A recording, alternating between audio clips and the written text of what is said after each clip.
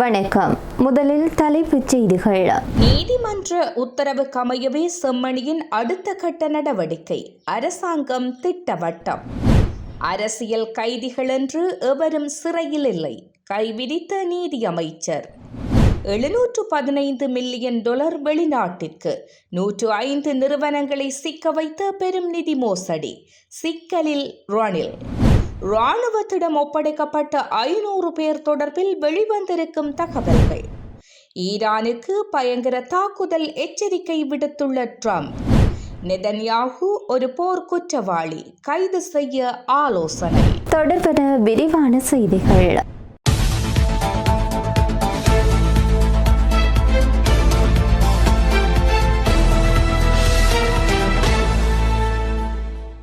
செம்மணி மனித புதைகுழி தொடர்பான அடுத்த கட்ட நடவடிக்கைகள் அனைத்தும் நீதிமன்றத்தின் உத்தரவுக்கு அமைவாகவே முன்னெடுக்கப்படும் என்று அரசாங்கம் தகவல் தெரிவித்துள்ளது. ஐரோப்பிய ஒன்றியத்தின் தூதுவர் ஹார்மன் மொரேனோ தலைமையிலான ஐரோப்பிய நாடுகளின் தூதுவர்கள் அடங்கிய விசேட தூதுக்குழுவினரின் செம்மணி விஜயம் தொடர்பில் ஊடகங்களுக்கு கருத்து தெரிவித்த அமைச்சரவை பேச்சாளர் நளிந்த ஜெயதிச இந்த விடயத்தை சுட்டிக்காட்டியுள்ளார். யாழ்ப்பாணம் செம்மணி மனித புதைகுழி அகழ்வு பணிகள் தொடர்பாக அரசாங்கம் ஏற்கனவே தனது தெளிவான நிலைப்பாட்டை அறிவித்துள்ளது என்றும், நீதிமன்ற கண்காணிப்பின் கீழ் நடைபெறும் இந்த செயற்பாடுகளில் அரசாங்கத்திற்கு எவ்வித பிரச்சனையும் இல்லை எனவும் இதன்போது கருத்து வெளியிட்டுள்ளார். மேலும் கருத்து தெரிவித்த அவர், செம்மணி விவகாரத்தில் அரசாங்கம் வெளிப்படையான நிலைப்பாட்டை கொண்டுள்ளது. நீதிமன்ற மருத்துவ அதிகாரி, நீதி அமைச்சு உட்பட இது தொடர்பில் நியமிக்கப்பட்டுள்ள பொறுப்பான குழுவினர் அகழ்வு பணிகளை தொடர்ந்து முன்னெடுத்து வருகின்றனர். இதன் அறிக்கைகள் அவ்வப்போது நீதிமன்றத்தில் சமர்ப்பிக்கப்பட்டு வருகின்றன. இதில் அரசாங்கத்திற்கு மறைப்பதற்கு எதுவும் இல்லை என்பதால் இந்த செயற்பாடுகளில் எவ்வித பிரச்சனையும் இல்லை. ஐரோப்பிய ஒன்றிய தூதுக்குழுவினரின் இந்த கண்காணிப்பு விஜயம் குறித்து அரசாங்கத்திற்கு விசேடமாக எந்தவொரு அறிவிப்பும் வழங்கப்படவில்லை என கூறியுள்ளார். நீதிமன்ற உத்தரவுக்கு அமைய எவரும் அரசியல் கைதிகள் என்று சிறையில் அடைக்கப்படவில்லை என்று நீதி மற்றும் தேசிய ஒருமைப்பாடுகள் அமைச்சர் ஹர்ஷன நாடியக்கார தெரிவித்தார். நாடாளுமன்றத்தில் நேற்றைய தினம் புதன்கிழமை நடைபெற்ற அமர்வின் மூலம் வாய்மொழி மூல விடைக்கான வினாக்கள் வேளையின் போது ஐக்கிய மக்கள் சக்தியின் நாடாளுமன்ற உறுப்பினர் அஜித் பி பெரேரா எழுப்பிய கேள்விக்கு பதிலளிக்கும் போது இதனை அவர் தெரிவித்தார். அவர் மேலும் தெரிவித்ததாவது: சிறைச்சாலை கட்டளை சட்டம் மற்றும் ஏனைய ஒழுங்கு விதிகளில் அரசியல் கைதிகள் என எந்தவொரு தனிக்குழுவும் குறிப்பிடப்படவில்லை. நீதிமன்றங்களின் ஊடாக கைதிகள் சந்தேக நபர்களாகவோ அல்லது குற்றவாளிகளாகவோ அடையாளப்படுத்தப்பட்டு விளக்கமறியலிலோ அல்லது தடுப்பு காவலிலோ வைக்கப்படுகின்றார்களே தவிர அரசியல் கைதிகள் என எவரும் நீதிமன்றத்தால் சிறைப்படுத்தப்படவில்லை. சர்வதேச மட்டத்திலான பொருள் கோடல்களையே ஏற்கின்றோம் என்றார். நீதி அமைச்சர் இவ்வாறு குறிப்பிடுகையில், தேர்தல் காலத்தில் வடக்கு கிழக்கில் பிரசாரம் செய்த ஜனாதிபதி அனுரகுமார திசாநாயக்க அரசியல் கைதிகளை விடுதலை செய்வதாக உறுதியளித்தாரே, அந்த நிலைப்பாட்டில் அரசு இன்றும் உள்ளதா என அஜித் பி பெரேரா எம்பி மேலதிக கேள்வியாக எழுப்பினார். இதற்கு பதிலளித்த நீதி அமைச்சர் ஹர்சன நாணயக்கார கைதிகளின் பட்டியலை தான் பலமுறை ஆராய்ந்துள்ளதாகவும், இவர்கள் அனைவருக்கும் எதிராகவும் நீதிமன்றங்களில் வழக்கு தாக்கல் செய்யப்பட்டு பலர் குற்றவாளிகளாகவும் தீர்ப்பளிக்கப்பட்டுள்ளதாகவும் குறிப்பிட்டார். 2023ஆம் ஆண்டு முதல் சுமார் $1 பில்லியன் அமெரிக்க கிட்டிய பணம் சட்டவிரோதமாக நாட்டிலிருந்து வெளியேற்றப்பட்டிருப்பதாக ஜனாதிபதி அனுரகுமார திசாநாயக்க மற்றும் பொது பாதுகாப்பு அமைச்சர் ஆனந்த் விஜயபால நாடாளுமன்றத்தில் வெளிப்படுத்தியுள்ளனர். ரணில் விக்ரமசிங்க ஜனாதிபதியாகவும் நிதியமைச்சராகவும் பதவி வகித்த கால பகுதியில் இதில் அடங்குவதால் இது குறித்து விரிவான விசாரணை நடத்தப்பட வேண்டும் என அவரது தரப்பு உட்பட பலரும் கோரிக்கை விடுத்தனர்.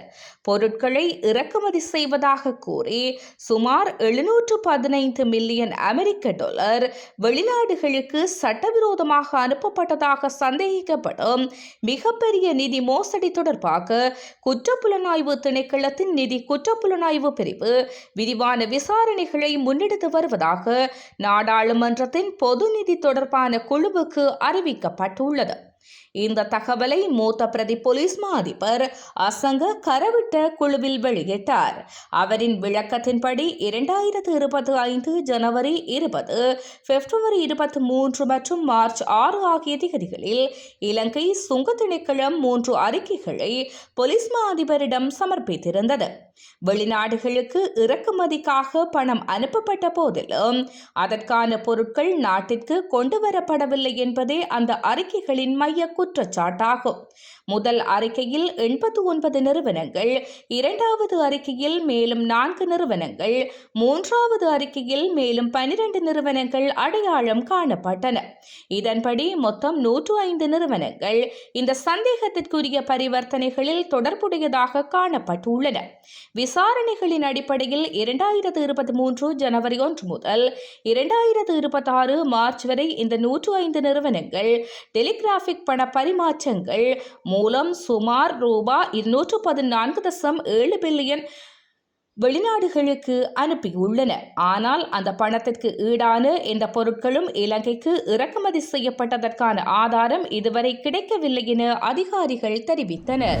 தமிழீழத்திற்கான இறுதிப் போரில் இராணுவத்தினிடம் சரணடைந்த 500 பேர் தொடர்பில் எந்தவிதமான கருத்துக்களும் இல்லை. இவ்வாறு காணாமல் போனவர்களுடைய தாய்மார் கேட்பது, என் பிள்ளைகளுக்கு என்ன நடந்தது என்பதுதான். 500 பேரை நாங்கள் இராணுவத்திடமே ஒப்படைத்தோம். அப்படியென்றால் ஒரு நாடாக அந்த தாய்மார்களுக்கு நாம் அளிக்கக்கூடிய பதில் என்ன? எனவே இந்த விடயங்கள் குறித்தும் பொறுப்புக்கூறல் குறித்தான பொறிமுறைகள், சட்ட கட்டமைப்புகள் மற்றும் அரசியல் அர்ப்பணிப்பு இருக்க வேண்டும் என சட்டத்தரணியான நிமல்கா பெர்னாண்டோ தெரிவித்தார். பலிகளி தளமொன்றுக்கு வழங்கிய செவ்வியில் காணாமல் ஆக்கப்பட்டோர் தொடர்பில் பல விடயங்களை தெரிவித்திருக்கின்றார். இது தொடர்பில் அவர் மேலும் தெரிவித்ததாவது, இந்த விடயம் ஒட்டுமொத்தமாக சமாதானம் பற்றிய ஒரு விடயம்.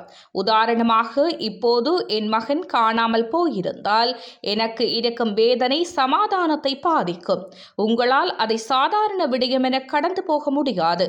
தாய்மார்கள் தங்கள் பிள்ளைகளை இராணுவத்திடம் ஒப்படைத்ததாக நீதிமன்றத்திலும் கூறியிருக்கிறார்கள். வவுனியா நீதிமன்றத்தில் இது தொடர்பான வழக்கு ஒன்று நடைபெறுகிறது. சிடிபி பஸ்களில் இராணுவத்தினரின் உதவியுடன் ஏற்றினார்கள். நான் இராணுவத்திடம் கேட்கவில்லை. நீதிமன்றத்திலும் பெயர் பட்டியல் ஒன்றும் சமர்ப்பிக்கப்படவும் இல்லை. போர் ஒன்று இருந்ததை நாம் ஏற்றுக்கொண்டோம் தானே. அப்படியென்றால் போர்க்குற்றங்களும் நடந்திருக்கும். இப்போது சிலர் சொல்லலாம், இவர்கள் தமிழீழ விடுதலை புலிகள் அமைப்பில் இருந்தவர்கள், ஆனால் சரணடையவில்லை என்று. அப்போது கைது செய்யப்படும் போது ஏற்படக்கூடிய சூழ்நிலைகளை புரிந்து கொண்டுதான் மதகுரு ஒருவர் அனைவரிடமும் கலந்துரையாடி சரணடையுங்கள், கடவுள் பார்த்துக் கொள்வார் என்று பெயர் பட்டியல் ஒன்றையும் எடுத்துள்ளார். அந்த மதகுருவும் இன்று இல்லை. எனவே பயங்கரவாதத்தை அடக்கும் விடயத்திலும் ஒரு குற்றம் நடந்திருந்தால் அந்த குற்றம் குறித்து நாம் விசாரணை செய்ய வேண்டும். போர்க்குற்றம் என்பதற்கு வரும்போது அதில் சில வரைவிலக்கணங்கள் இருக்கின்றன. போர் செய்வதற்கும் ஒரு சட்ட கட்டமைப்புக்குள் பரஸ்பரம் இருக்க முடியும் என்ற ஒரு கதை இருக்கிறது. அது LLRC அறிக்கையிலும் குறிப்பிடப்பட்டுள்ளது. இது குறித்து ஆராய்ந்து பார்த்து அதன் தகவல்களை வெளிக்கொணர்ந்து பாதிக்கப்பட்டவர்களுக்கு நீதியை பெற்றுக் கொடுப்பதும், என்ன நடந்தது என்ற உண்மையை கண்டறிவதும் அவசியம். அப்படியென்றால் ஒரு நாடாக அந்த தாய்மாருக்கு அளிக்கும் பதில் என்ன? எனவே இந்த விடயங்கள் குறித்தும் பொறுப்பு கூறல் குறித்ததான பொறிமுறைகள், சட்ட கட்டமைப்புகள் மற்றும் அரசியல் அர்ப்பணிப்பு இருக்க வேண்டும் என குறிப்பிட்டுள்ளார்.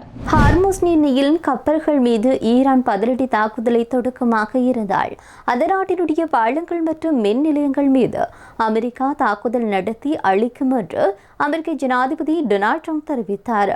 தலைநகர் தெஹ்ரானுக்கு அருகில் இருக்கக்கூடிய முக்கிய இடங்களுக்கு இலக்கு வைக்கப்படும் என்று தன்னுடைய ட்ரூத் சோஷியல் தளத்தில் அவர் பதிவிட்டிருக்கின்றார். ஈரானின் அணு உலைகள் மீதான அமெரிக்க தாக்குதல்களுக்கு பதிலடியாக மத்திய கிழக்கு நாடுகளில் உள்ள அமெரிக்க இலக்குகள் மீது ஈரான் ஏவுகணை மற்றும் ட்ரோன் தாக்குதல்களை நடத்தி வருகிறது. இந்நிலையில் குவைத், பஹ்ரைன் மற்றும் ஜோர்தான் ஆகிய நாடுகள் ஈரானின் ட்ரோன் தாக்குதல்களை இடைமறித்து அளித்துள்ளன. அமெரிக்கா மற்றும் ஈரானுக்கு இடையிலான இந்த மோதல் தீவிரமடைந்துள்ளதை தொடர்ந்து உலக சந்தையில் கச்சா எண்ணெய் விலை பரபரப்பாக உயர்ந்து பீப்பாய் ஒன்று $94 எட்டியுள்ளது. இஸ்ரேல் பிரதமர் பெஞ்சமின் நெதன்யாகுவை போர்க்குற்றங்களுக்காக கைது செய்ய வேண்டும் என நியூயார்க் நகர மேஜர் ஜோக்டன் மம்தானி வலியுறுத்தியிருக்கின்றார். இது தொடர்பாக அவர் வெளியிட்டிருக்கக்கூடிய வீடியோ அறிக்கையில், சர்வதேச குற்றவியல் நீதிமன்றத்தின் பிடியாணையை சுட்டிக்காட்டி நெதன்யாகுவை ஒரு போர்க்குற்றவாளி என்று குறிப்பிட்டுள்ளார். இருப்பினும் கடந்த சில நாட்களாக நிலவி வந்த ஊகங்களுக்கு முற்றுப்புள்ளி வைக்கும் வகையில் பேசிய மேயர் மம்தானி, சட்டப்பிரிவுகளின்படி நெதன்யாகுவை கைது செய்யும் அதிகாரம் நியூயார்க் நகரத்திற்கு இல்லை என்பதையும் தெளிவுபடுத்தியுள்ளார். இத்துடன் செய்திகள் நிறைவடைகின்றன. நன்றி.